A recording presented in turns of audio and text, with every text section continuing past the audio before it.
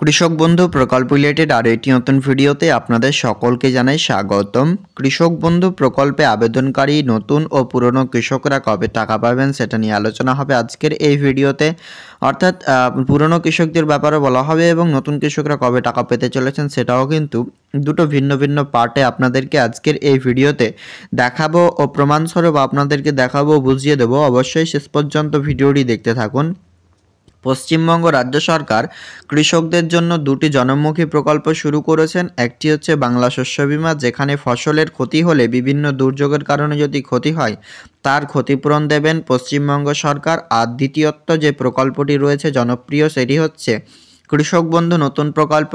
সেখানে কিন্তু আর্থিক সহায়তা করা হয় কৃষকদেরকে, সাথে মৃত্যুজনিত সহায়তাও দেওয়া হয় 2 লক্ষ টাকা।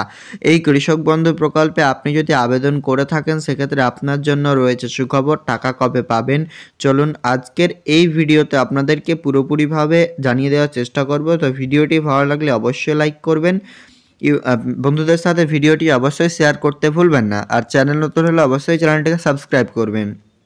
তো দেখুন, পশ্চিমবঙ্গ সরকার এই প্রকল্পের মাধ্যমে টোটাল টাকা দেয় 2 মরশুমে। একটি হচ্ছে রবি মরশুম, অপরটি হচ্ছে খারিফ মরশুম। এই 2 মরশুমের মাধ্যমে কিন্তু কৃষকদেরকে আর্থিক সহায়তা করা হয়, সাথে যেই ফসলের ক্ষতিপূরণ সেটাও কিন্তু দেওয়া হয় দুটো মরশুমে বিভক্ত করে।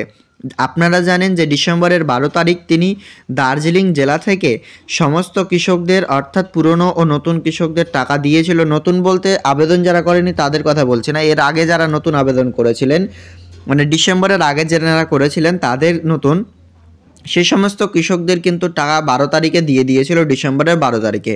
আর ডিসেম্বর মাসের 12 তারিখের পরবর্তী সময়ে যে সমস্ত কৃষকরা আবেদন করেছিলেন সেই সমস্ত কৃষকদের স্ট্যাটাস যাদের পরিবর্তন হয়েছে, সেই সমস্ত কৃষকদের টাকা কিন্তু আজকে, কালকে বা কয়েকদিন আগে এভাবে কিন্তু ঢুকছে। প্রতিনিয়ত ঢুকতেই আছে কৃষক বন্ধু প্রকল্পের টাকা।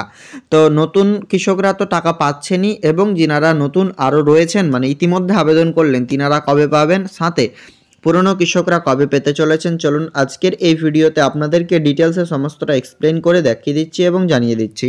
তাই ভিডিওটি ভালো লাগলে অবশ্যই লাইক করবেন এবং বন্ধুদের সাথে ভিডিওটি শেয়ার করতে ভুলবেন না। তো প্রথমে আপনারা এটিকে প্রমাণস্বরূপ দেখার জন্য চলে আসবেন একটি অফিসিয়াল ওয়েবসাইটে, সেটি হচ্ছে কৃষকবন্ধু.net। এই কৃষকবন্ধু.net অফিসিয়াল ওয়েবসাইটে যখন আপনি প্রবেশ করবেন, আপনার সামনে এইরকম পেজ চলে আসবে, যেটা হচ্ছে কি কৃষক বন্ধু প্রকল্পের অফিসিয়াল ওয়েবসাইট। এরকম আপনার সামনে পেজ চলে আসবে। সিম্পলি এখান থেকে আপনি এটাকে ডেস্কটপ মোডে করে নেবেন এবং এখান থেকে আপনারা দেখতে পাবেন দ্বিতীয় অপশন রয়েছে কৃষকদের জন্য নথিভুক্ত কৃষকের তথ্য। এই নথিভুক্ত কৃষকের তথ্য অপশনটিতে ক্লিক করলেই কৃষক বন্ধু সার্চ ভোটার কার্ড চলে আসবে।